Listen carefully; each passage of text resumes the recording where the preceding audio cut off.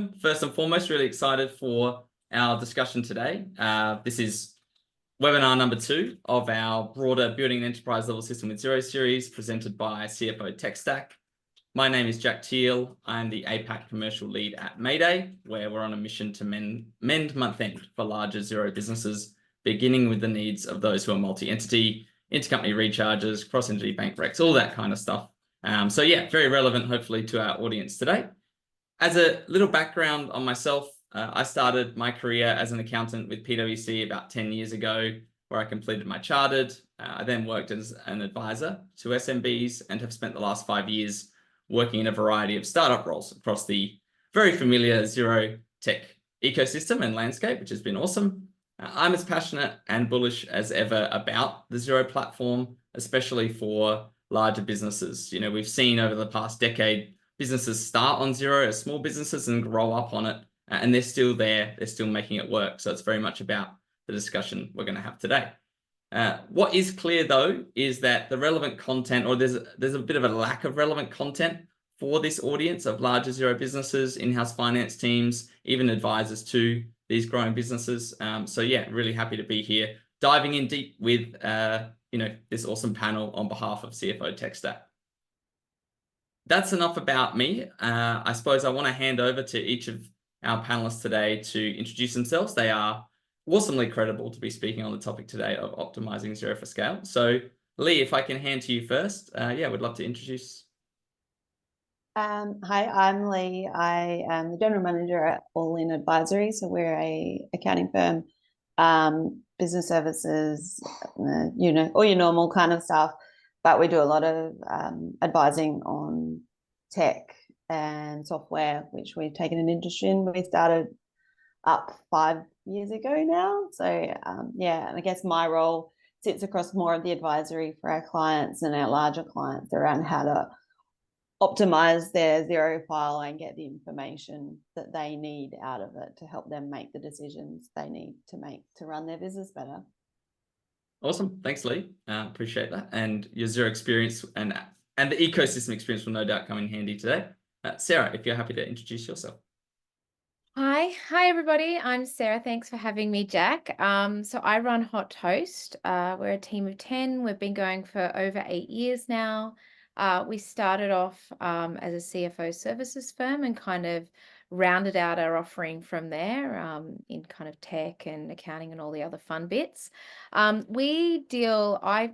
worked in industry prior to starting Hot Toast and held CFO positions prior to that. So we really wanted to kind of replicate that model for small and medium businesses. So we tend to attract a lot of really fast growth businesses that are kind of, going for it, starting a couple of $1 million and then kind of really scaling up to 20 or $30 million. So really fast growth, and we tend to get bought in when the wheels start to come off a little bit. So when the growth is getting too fast and they kind of need some support around that and what that looks like and on that journey. So super excited to talk to you guys about this today because it's something that we see a lot in our business and with our team.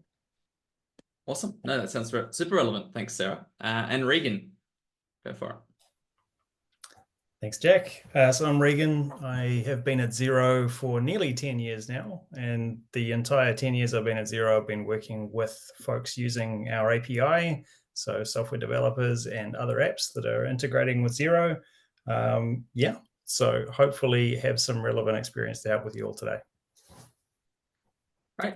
Thank you all. As you can tell, we have a very well-suited panel for today. So some broad experience, advisors, Xero platform people, and ex-CFOs as well, or existing CFOs too. So thanks to you all for joining us. Really looking forward to the discussion. In terms of setting the scene a little bit more, I know I've kind of touched on the series, but I appreciate for some people here or anyone who's watching the recording, this may be the only session that you're checking in. So I want to kind of speak to a little bit more broadly. And because of the customers that we're working with on a day-to-day basis, the larger Xero businesses, we're often hearing from them that there's a couple of key questions in the back of their mind if they're on Xero, which is one, is Xero still the right system for me? And how long will that remain the case? So they're already looking forward and saying, if I think I'm going to grow to X, do I need to start putting things in place to move away from Xero, or can I survive on Xero long term, or is there an eventual period where I'm gonna have to? We're aware from feedback from our own customers that the ERP move is quote unquote horrible and hectic. It's incredibly expensive as well. And that's before 58% of ERP implementations fail. So I guess that's why we're seeing a lot of reverse implementations too. People who have gone to the ERP side and then realize that, hey, this is actually overkill for 90% of what we need. We can achieve the 10% of complexity that we had with Xero and its ecosystem. And that's why we've coined the term ERP peace of mind, which is really to say that I can scale on Xero into my growth phase without needing to make that move. It's just that peace of mind that you know you can do that without having to stress about it. So this series is very much designed to be helpful to anyone who's got these questions on their mind.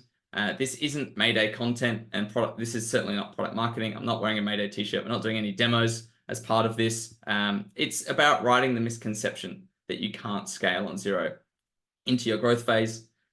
But it's equally not about overcorrecting and stating that Xero is for every business at every stage in every situation. We want to be clear on where you might need to draw the line or where you might need to be thinking about an ERP option too. So we want to highlight the strengths of Xero, but also the limitations where that might be necessary. Cool. So in terms of the actual agenda for today specifically, we want to delve into the success stories. So I want to hear from Lee and Sarah, the clients they've worked with, but also, the businesses that they've worked in, who have scaled on Xero. How did they do it? What went well? But also then hear from Regan in terms of, what are Xero's technical limits? What does the technical team say are the limits? And what does that even mean? Is that important? And then we want to discuss where the ERP side of things might make sense before sharing some practical tips around customizing Xero and leveraging its ecosystem to enable that scale that we're talking about. So I'll throw first and foremost to you, Lee, to kick things off.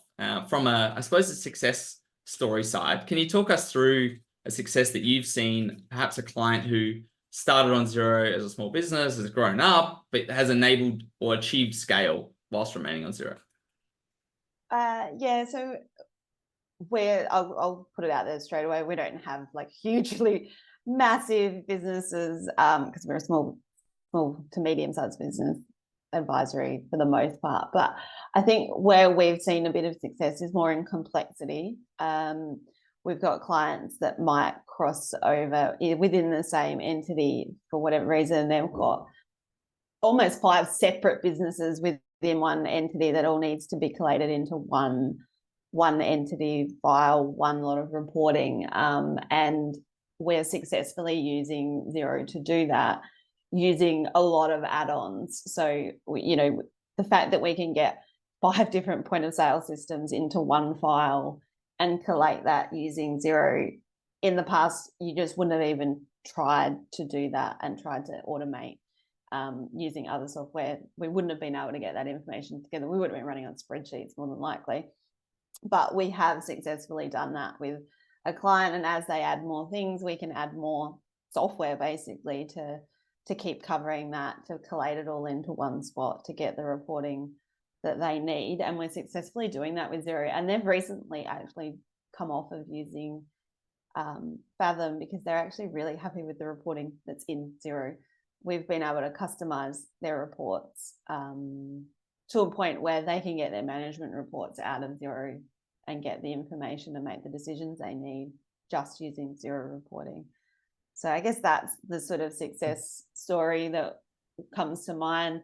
Got a few that have continued to grow using Xero. And I think the key to growing on Xero for me, though, is stopping, reflecting, and pivoting quickly if you need to. So identifying your pain points and finding the solutions, because there usually is a solution, but it's about actually being proactive and making the changes that you need to make when you need to make them, rather than just putting up with, oh, I hate that, it's terrible. There are solutions, but you've got to make the decision to make a change.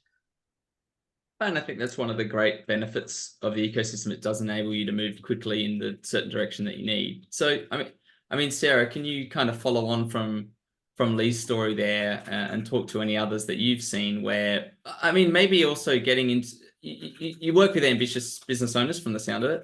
So speaking to those who are kind of coming to you with those plans, Are they having that question in the back of their mind when they come to you to say, am I going to be able to stay on Xero?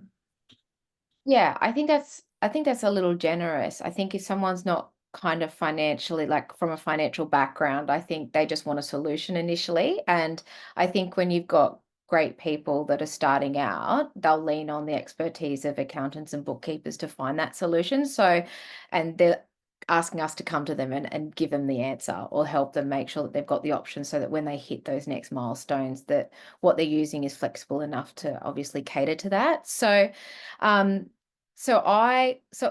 like as a first starting point, I agree with Lily. So like I love Xero because one, it's very user friendly. It's very easy to introduce founders and directors into that space. But it's also very easy to scale up around it based on what's happening in the business in terms of reporting or different other apps. So what we've done is we've seen clients, obviously owners start on Xero and then kind of build the reporting framework around them. In the early days, God, I'm sounding old, but 8 years ago, what that meant was basically pulling different data points from Xero and different other, maybe sales systems or workflow systems and doing customized dashboards. So that was kind of our first like, okay, well, how do we get the most out of this data? And always like disclaimer, like the reporting's only ever going to be as good as the data. So when you talk about setting up for scale, like I know it's all the basics. I know we've talked about all of this before, but get the foundation right. And then when you do start to look at either moving or adding on certain things, that journey is going to be so much easier because the fundamentals are right. So, so initially it was customized dashboards, and then the reporting systems kind of, they overtook us because we were just hot toast and had a developer that we were using, and that was okay. And then from there, what we've had some real success with is using data connectors out the back of Xero, and then doing customized reports. We still find that even though there's some great reporting systems out there that cover like 80 or 90%, each client or each business might be different. And so there is always a small gap when you're doing really hands-on CFO work, cash flow management, reporting across different regions, across different teams, across different service offerings. Yes, Xero's come a long way, which is fantastic, like especially in the last 18 months. Agree with Lee, like if you haven't gone back and had a look at those customized reporting, well worth having a look at seeing what the features are now so that you can try and build those in. But there's also sometimes a gap. And so we've had a lot of success basically being able to still report with really valuable data-rich reports via like data connectors in Google Sheets and whatnot, and then being able to consolidate that and build dashboards out and whatnot and do the modeling on top of that, and on top of Xero has been basically a win for us, and it's been how we've been able to help businesses on that journey of like, okay, start up, scale up, okay, now let's go, and then let's make sure that we've got the reporting fundamentals foundation there so that as we scale up, we've got the reports area, and then we can just give certain access to certain people. So it's exactly what Lee said. It's just, with the end in mind, like, especially if you're ambitious, you've got really good people around the room that have done something like this before. It's just going, well, what is the best solution for this? And what are my options? And I think that's what I do like about Xero is the fact that you have that opportunity to go, okay, is there something else that I need to like, add on here that can give me, an additional value? I'd say just be careful about like shiny ball syndrome and not like trying to like fix one tiny part of that process. Take a step back and go, okay, well, how can I utilize this app or this data connector or whatever this looks like? Yeah. I mean, from the foundational element, you spoke to, get your foundations right, get your data right, those kinds of things. Can you point to one or two things that are critical or people aren't necessarily always getting right from the beginning? What are those foundational pieces? It's just a data hygiene, and that is just a byproduct of resource allocation. Okay, like you've got a business, you've got X amount of money, you've got X amount of funds. Where is it best placed? And I think it's so easy for everybody on this call to say invest in your accountant and bookkeeper, because we all know what that looks like on the other end, right? Like like I said at the start, like we get pulled in when the wheels are falling off at times because the growth has been really quick, and then all of a sudden they've been focusing on the sales and the operations, and it's like, okay, let's take a step back and go, you can't do this without a functioning account system. Like you have no idea, you don't know what you don't know in the accounts department and with data. So it's hygiene, and then it's just taking a look across the business and going, what does the reporting look like? And that's that is also working really closely with the other members of that business around KPIs and milestones and sprints and whatnot, and going, okay, well, how do we make sure that we build in a system that helps you in terms of your reporting, but then we back it up with the financial system behind it. So I'd say make sure that you have really healthy communication and relationships with other parts of the business in those conversations, and then data hygiene. And then for us, we're all pretty tech enabled. A lot of us on this chat probably are, it's then just trying to work around a solution that works best for the business. Yeah, awesome. Thanks, Joe. I think that piece around working together beyond looking at your finance side in isolation is key. I mean, Regan, if I throw to you to get maybe Xero's kind of technical perspective here as well, when we talk about scaling with Xero and putting the pieces in place to make sure that the foundation is strong, and that talking processes, talking team alignment, these kinds of things are a lot broader than Xero. But what's your perspective in terms of getting Xero set up correctly from the beginning that's going to make life easier once you're a much bigger business? Yeah, good question. I think the place you start from and the place you end up are going to be two different places, right? And when you start off, Xero has tools within its suite to help you out. There's simple invoicing, there's relatively straightforward inventory, things like that. As your business gets more complex and as you grow, and especially once you start scaling up in terms of the numbers of invoices that are coming through and the numbers of bank transactions that you're creating, that's where you're likely to come across the edges of the system somewhat. And that'll depend on the nature of the invoices and the bank transactions that you're creating. You might not hit them for a long time. You might hit them quicker than other people. And then you do get to a point where you need to say, okay, something probably needs to change here. And it's not always let's jump to an ERP. Quite often we can leverage those ecosystem partners that we have that have, not just the ability to help you scale in terms of the volume of invoices and bank transactions going through, but also helping solve more complex business problems that you're having at the time. And not all integrations with other apps are created the same. Some are designed from the get-go to be aware of, wow, okay, there are some people that are going to create hundreds of invoices a day with these things, so I'm going to send through a summary of those invoices and post them on a daily or weekly basis into Xero, and that can be really beneficial to helping your business scale. The one that comes to mind for me is Xero's Shopify integration does that very well. There are other Shopify integrations that'll send every invoice that you create in your Shopify account through to Xero, which quickly runs into trouble. So getting a summary through is definitely one way of keeping those number of transactions down so that you can keep using Xero as your business scales. And it's those types of things that your accountant or bookkeeper can really lean into and help out with. They've probably seen these problems before. They have people that they can talk to if they haven't, and they can definitely link you up with all the right solutions to those problems. I think that's a really good point as well to say, once you get to that point where you are dealing with different systems, Shopify and Xero, for example, where is it important to have that transactional level data? Is it really important that I have everything in my Xero file, or is it okay with my daily summary when I'm just wanting to view my P&L on a weekly or monthly basis? I don't, if I'm wanting to report on my transaction level stuff, that can be done elsewhere potentially. So yeah, I think it's a really good point around keeping an eye out if you are integrating with different add-ons. How are they going to push and pull data between, into and out of Xero, and whether or not that might impact your ability to scale.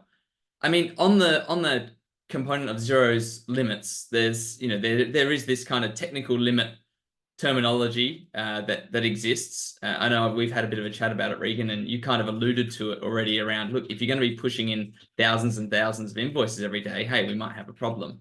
But what is important for people to be aware of when it comes to limits? I imagine it's not, this is the limit with this number of transactions, but what is the important part? Yeah, I think it's being aware that there is a point that you might reach, and the symptoms that you'll get are some reports will start slowing down and being difficult to run. Some may be impossible to run without contacting our support team. And if you get to that point where things are slowing down a little bit, that's definitely you should take stock and get in touch with your accountant or bookkeeper at that point. Yeah, but it's going to be different for everybody. Some people will get different performance results from different numbers than other people. Yeah, we get into nitty gritty of like how many line items have you got on the invoices you're creating, how many different levels of detail have you got on your bank transactions that you're creating, and things like that. So yeah, it can change. But look, if you're experiencing a lot of slowness around reports and different parts of the system, like listing invoices, those are the times to be aware that you might need to be looking at some different solutions. And I want to make sure this is as productive a conversation as possible. There is a question that's come through just now around daily sales limits. So I'm curious, Regan, like we had a bit of a chat before this around it's probably less helpful than useful at times to actually say, hey, we have this limit according to our developer documentation. So, I mean, if someone comes to you, which they have in this Q&A, and say, look, what is the number of transactions? Is your perspective to kind of say, look, it's less about the number of transactions and more about keep an eye out for when things start to slow down, or is it helpful to be aware of these limits? What do you think? Yeah, I think the guide from us would be, if you're creating anywhere over sort of 1,000 accounts receivable invoices in a month, you need to be thinking about, is this, should I be putting this information somewhere else? Is Xero the right place for it as the primary source of the information? Yeah. Cool. Well, hopefully that's helpful. And I mean, I think also it's important to clarify that doesn't necessarily mean that's the point in time where you have to move to an ERP. To earlier points made around the ecosystem, maybe being able to circumvent some of these limitations. So, I mean, Lee, if we move into that bigger picture conversation around like, hey, I'm starting to reach some of these limits within your client base. Have you experienced that? Have you seen customers who are maybe knocking on the door of those, and you've had to find workarounds? I think it's not necessarily reaching the limits, and some of this is very industry specific. So some industries are much better suited to Xero than others, and the development on add-ons is much more advanced for others. Like I've worked closely in the past with the car dealership industry, who don't really need Xero because they have ERP systems completely set up that cover everything, and for them add-ons to Xero just haven't been developed because it's a very niche market. There's no real point anyone spending time in it because their ERP system is already set up, because a car dealership is a very complex business. You're effectively running 4 businesses in one, huge volume, and a lot of reporting required back to manufacturers and all that sort of stuff. So for that industry, they would not even really ever bother starting with Xero. And if they do use Xero, it's very much on a very back-end financial basis than anything really management reporting. But other industries, could go much further with Xero and develop much better systems because the add-ons are there. And the other thing I've also found is that just because something wasn't available 12 months ago doesn't mean that hasn't changed. Things grow so quickly. Different industries get targeted by software developers. So just because you couldn't grow with Xero 12 months ago doesn't mean that that's now the case, because someone out there has found the issue, has gone, oh, I could make something of this, and they've dealt with it. And that's been the best thing, I think, about growing with Xero over the last 10 years, is just because something was a problem 5 years ago. Now that doesn't exist because it's been identified. Someone out there has created that add-on that we were needing, and that industry has been overhauled. So I would say it's very much industry specific. Some can go much bigger, some can't. It's just depending on what's out there available for them. Yeah, I think that's a really good point around if there was a problem last year or 5 years ago, it might not be a problem today, which, speaks to the power of the ecosystem, which we'll talk a little bit more about in a minute. I mean, Sarah, from your side, you're working with some bigger businesses. So when we start to get into that conversation of when might an ERP be the solution, as I kind of alluded to at the beginning, we don't want to overcorrect here and act like Xero is going to be for every business. There's going to be a point for some businesses where they do need to go ERP. I appreciate you're working with Xero. So where do you see that challenge, that line? Do you see your clients preparing for that journey? Are you seeing some challenges with Xero at a certain scale? Can you speak to that a little bit? Yeah. So first and foremost, I'd say, just to support what Lee said as well, like now that we like all these LLMs, like in the last 12 months, even the like what I'm using at the moment has just like quickened up in terms of their product development in the last 12 months. So I agree with you all. Like if you've got like a pain point and you thought you couldn't fix it like 2 years ago, maybe go and revisit. So, and again, quite industry specific. Where in production, advertising, service-based industries, job kind of job costings, kind of that kind of area. So we have pushed Xero as much as we can with our bigger clients for as far as we can. And we've done that, like I said, in terms of putting the reporting around, making sure that we're consolidating data off the back end, having live dashboards and all of that jazz. I think for me, when we get to a stage where we're dealing with multiple currencies, we're growing really quickly. We're getting teams built out in different territories. So we're not just holding a couple of people in different territories around the world. And what becomes really evident is we're trying to get to this kind of sticky tape and chewing gum stage where we're trying to find a solution for things like, now the PO system needs to be at this level of sophistication. Okay, well, what does that look like? Okay, now we need to potentially look at another add-on. I think when that conversation starts becoming a common conversation because we're trying to keep up with the level of growth, that's when you need to step back because you're so in it and go, okay, now we're trying to stick everything together. Do we potentially look at a solution that is an umbrella solution across everything? So, and we have got to that stage with a couple of clients, and it's just working through what the benefits of that are and what that potentially looks like. But as I said, at the moment, we have pushed Xero as far as we can absolutely push it across different territories, across Asia and whatnot, as well, and UK and stuff. So, but yeah, I think when you get to that stage, I think when you're starting to try and find different solutions to kind of bridge those gaps.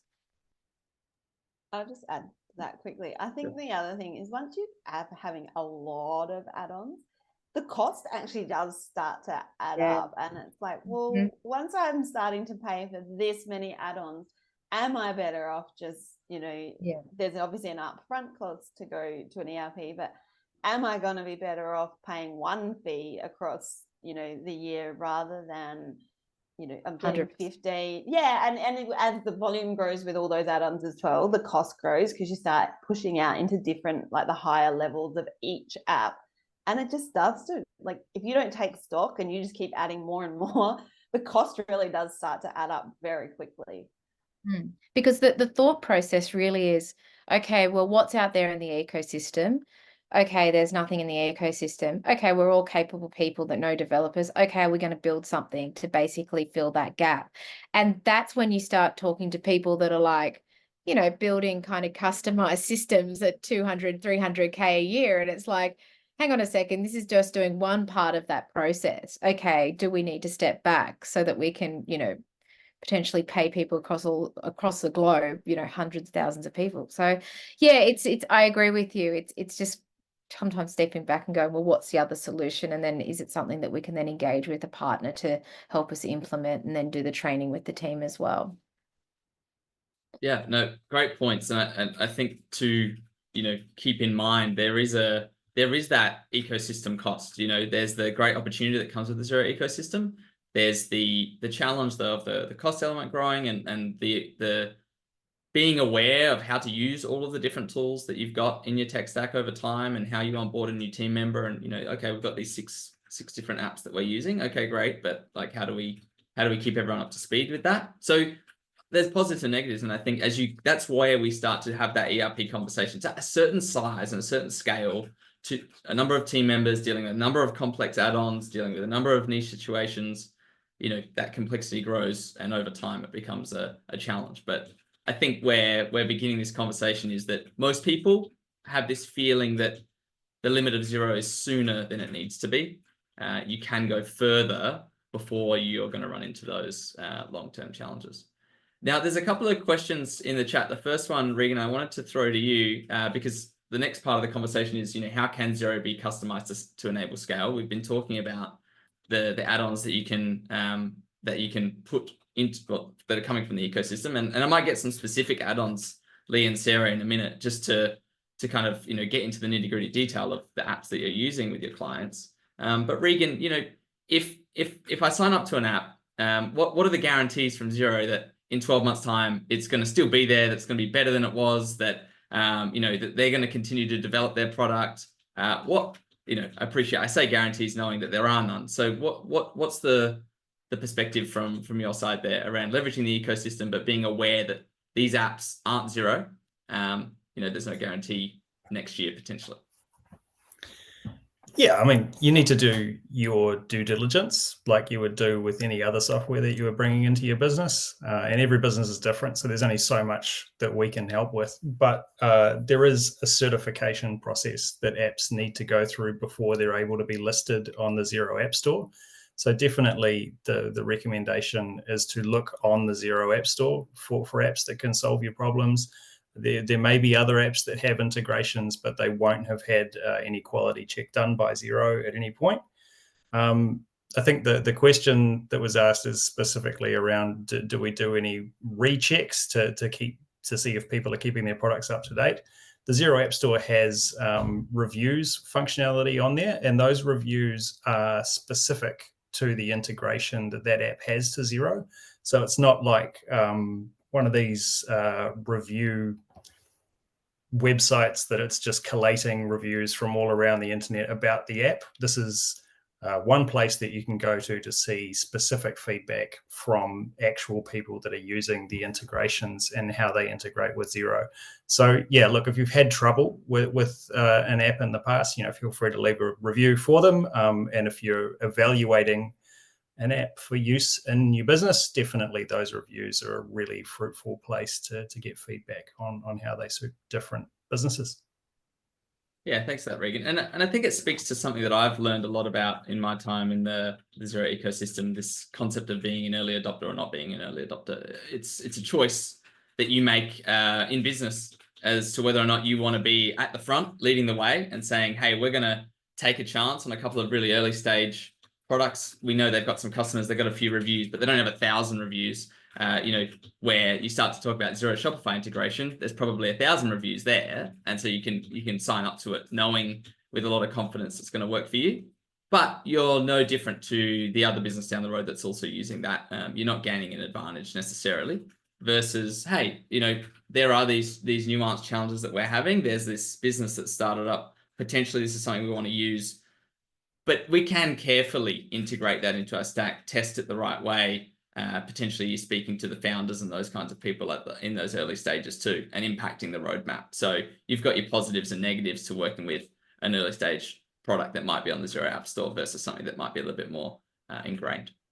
And can I just also add to that? Like I used to pick up everything 8 years ago. Like I used to test everything and integrate everything. And so I totally understand like first to market and wanting to get a competitive advantage. But you can also be a fast follower, right? Like you can also like get into the communities out there, go have a chat online to other people. Like there's a Xero mastermind group. There's a couple of different ones online, like on Facebook, and just ask if other people, like, do a bit of research as well. Have a look at the founders. Have they scaled something before? Have they had success in the marketplace before? You know, I know that's a bit of detail, but like, what is also a lot of work is integrating something into your business and then finding out 6 to 9 months later that it doesn't work. And then you've got no other option than to hire somewhere externally to basically build out that functionality for you. So a little bit of research first, and like maybe just asking the community as well if anyone's got any pain points around it, how they doing it, and if there's any other options that have been in the marketplace for a period of time that you can also potentially look at. Yeah, great points. I mean, Lee, throwing to you if we can around the ecosystem, around the add-ons, around your experience with it. I mean, what have you seen as the right approach? Like what is that approach? There's thousands of apps out there now. So if I'm looking at my business and thinking, okay, I'm starting to have some pains or challenges with Xero, where to from there? I very much agree with what Sarah did. So I'm a serial researcher, stalker. Facebook groups are your best friend because everyone loves to give an opinion on Facebook. Everyone loves to give an opinion on Facebook, so you can definitely find something there. And again, to what you were saying, Jack, I've been the tester of software, where I've been a really early adopter, and you know, I've had to commit time and stuff to testing out their software effectively for them. The flip side of that is generally they're really open to your feedback, and you can push your own agenda kind of thing and get the software changed to how you want it because they're open to that feedback. So there's a flip side, but research is definitely key when you talk about like setting up Xero to scale. If the more planning you can do right from the start, the better. We get so many clients that are like, oh, we've started this business and we've signed up for this software and then we've signed up for that one and we've done a bit of this, and it's like, oh my God, stop. If you had have talked to us first, we could have, you know, found 3-4 different things that actually work all together. You've now signed up for 3 different pieces of software that don't talk to each other, that, you know, we're going to have to build all these workarounds, or you're going to have to spend the time and stop and go back and change to something else. So planning, researching, looking, even asking, you know, you've got people in the same industry, they're generally happy to share their information with you. People love to share their stories. Like, it's classic for accountants. We love to go out there and tell everyone what went well and what didn't. So yeah, asking around, don't be a silo. You're not the only one that's faced this same problem. Everyone's got the same problems. See what they did, see what worked for them. For the most part, everyone's happy to share their stories. And I mean, I want to make sure that we leave the conversation with some tangible kind of like real nitty-gritty detail stuff as well. So, I mean, Sarah, you've spoke earlier around data connectors. Lee, you've been talking about some reporting tools that actually you maybe were able to do without. But for you both, what are the apps? Because I know that there's so much of this conversation that happens, and you know, sometimes we feel like we hear the same stuff over and over again. But I think there's 100% an audience of people who are tuned in today, potentially listening to the recording, who are saying, I don't actually have that much familiarity with the ecosystem. I didn't know that there were these apps that existed that everyone seems to be saying, oh, I thought you knew that. So what are those core tools that you think people should be looking at, aware of, if they're a growing Xero business or a business that's scaling up on Xero? It's okay if they're competitors. You know, I think it's good to have options. So what are you thinking are those core tools people should be aware of? Me? Yeah, go for it. Yeah. Okay. So I'll just tell you what we use. So we've been using Medano for 8 years now. We use Medano for modeling. So like investor packs, like when we're raising capital, when we're having like really high level complex conversations with businesses that are, you know, like I said, raising finance or capital, or have complex operations. We've been on Medano for like 8 years now. What we found with like CFO services is there's like that more technical kind of support that people might need with my capabilities or other senior members of staff. And then there's also like our advisory, like the kind of advisory that falls underneath that as well, around like management reporting, month-end check-ins, quarter check-ins and whatnot. So we filled that gap with two things. One was with Sift, because I just love the presentation of it. I'm a really visual person, so I like things to look really, really fucking good in terms of colors and images when I do any kind of presentation with clients. And I love Sift for that. They've taken on a heap of funding in the last, I don't know, 12 to 24 months. So there's a rapid product development happening in that kind of space. So it's kind of a little breathtaking sometimes to go, okay, we've got more releases and more releases, but fundamentally their reports are really great, and they've got some really nice data connections that are happening now. However, sometimes it's a little clunky at the moment because it's still going through that kind of testing stage. But we really, really lean into GACon. So we pull out a whole heap of data in with GACon, and then we just have a really good time basically in Google Sheets. So we build models, we build bespoke customized reporting, live dashboards, like the whole thing. So and the girls get a real kick out of helping me build that stuff as well. So, and it's really made easy with GACon. So I would say in terms of they're the three that we're using, and kind of the cases for each. No, that's awesome. I mean, Lee, a couple of tools in addition to those that you would always be looking at? I suppose I kind of sit on the opposite end to Sarah in that she does the CFO like over output kind of stuff. I spend a lot of time in what's traditionally called bookkeeping, I suppose, but advising clients on setting up systems to help with their bookkeeping and get that real input data into Xero really clean. So we like, for instance, Dext, which was Receipt Bank, and or HubDoc, but I don't like HubDoc. I know it's free with Xero, but I still at this point like Dext better. But for me, that's an absolute no-brainer. Like, why are you not using Dext for your invoice processing and automating that? Why are you still running an accounts payable list separately? Why aren't you using like some of those real basic automations? And it's amazing how many people aren't still. Again, like payroll, I do a lot of payroll. So, you know, oh, they're using Xero payroll, but they've still got this going on and that going on. Well, there is an add-on that, you know, can make this so much easier. You've got if you're in the restaurant industry, you need to do award interpretation. You shouldn't be using Xero's payroll anymore.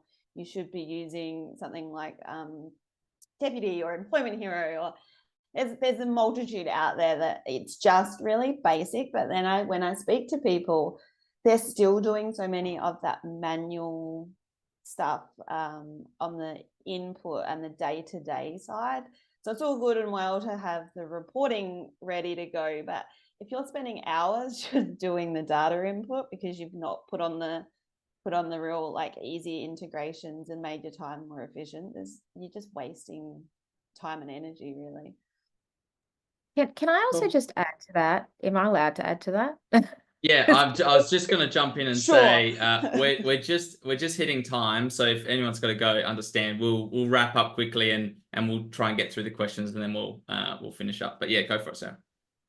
Can I just also say, like, there's some really exciting stuff happening at the moment with like robots and bots and stuff like that. Like, we're looking at that. Yeah, I'm so into bots at the moment, everybody, like, and agents, and like I'm coding on my weekends. Like, so just like watch what happens in the next 12 months. Like, if you're doing any kind of transactional manual data, you shouldn't be basically, because just look what's coming down the pipeline. So I just say, just be engaged with the community, keep your eyes up, keep your ears open, like what's going on, and then just maybe, you know, touch base and reach out to certain people and just kind of see how they're integrating that. But I'm having so much fun in that space at the moment. Like, it's, yeah. And like what we're seeing in terms of like that transactional work is like pretty breathtaking. So yeah, fun times ahead, I think, for all of us in this industry.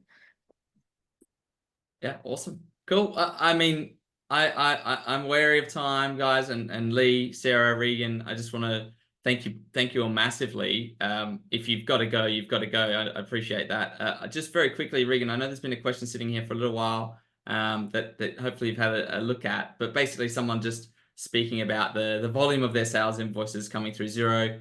Any Xero add-ons that you think they should be exploring? Yeah, so look, there's a handful of Salesforce integrations on the App Store, so definitely jump on apps.xero.com and have a look. Just do a search for Salesforce and you'll see a whole bunch. Try out a few different ones. They all do different things, so hopefully one of them suits your business. If one of them doesn't, Salesforce has an API. We have an API. There are some Xero certified developer partners, which are listed on the App Store under custom integrations that you can have a look at. And maybe you'll find somebody that can create the perfect thing for you, tailor-made for your solution. Thanks, Regan. Sarah, if I can throw to you. Oh, Lee, I think Lee's answering a question there. Sarah, I was wondering if you had any. Say, I can answer it out loud if there's any accountants on the call, because they're asking about AppStack. Ours is all over the internet somewhere. I'd have to find where it is. But if you, Ali Garrett, who I work with, she's part of the All Aussie Accounting Adventures, and I know that her and Andrew have shared theirs a million times over. So we're definitely very open with that. I've got a whole graphic with all of our setup, because we just give out that information to anybody. But you can also find me on LinkedIn and I'll send it to you personally if you can't find it. Epic. Thanks, Lee. And Sarah, I was wondering if you had any thoughts on the limit of the 2 tracking categories and how people are getting around that if they want to track data in more ways than that. Yeah, we've done it with GACon. We've effectively just taken it out of Xero, and we've just pushed the tracking categories as far as we can. And then we've just basically manipulated the data with the data connector out in Google Sheets to get around it. Epic. We got a question on consolidation apps. Sarah, would you be going to GACon for consolidation as well, or is there any other tool that you're using? Yeah, so we've done consolidations in GACon. We've hit the top limit in terms of transactional stuff with GACon, and pulling out data as well. So that's just something to keep in mind, like we talked about earlier on in the session.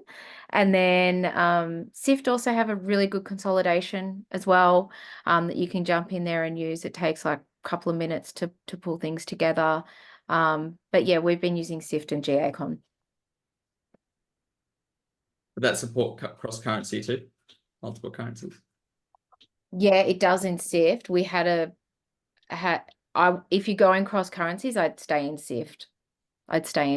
Because we've had some issues around pulling it into GACon, into Google Sheets. Cool. I might hold it there. We appreciate we're already 5 minutes over. And so just very, very quickly, along with thanking everybody for coming, just wanted to kind of point out our upcoming sessions. We've got basically one a day for the next 2 weeks. So if you haven't checked out the website, apacenterprise.cfotechstack.com, the next couple of sessions or next 3 sessions, automating multi-entity month end. That's tomorrow. We've got streamlining spend management then on Wednesday, and automating AP operations on Thursday. So some really core, important topics, hopefully relevant to a lot of you who are tuning in today. So hopefully we see you. If we don't see you on the day, the recordings will go out and you can watch that in your own time as well. But yeah, thanks, Sarah. Thanks, Lee. Thanks, Regan. Massive appreciation for your time today. A huge amount of insights. So yeah, thank you once again. And thanks everybody for tuning in. Thanks. Okay, cheers. See ya. Bye.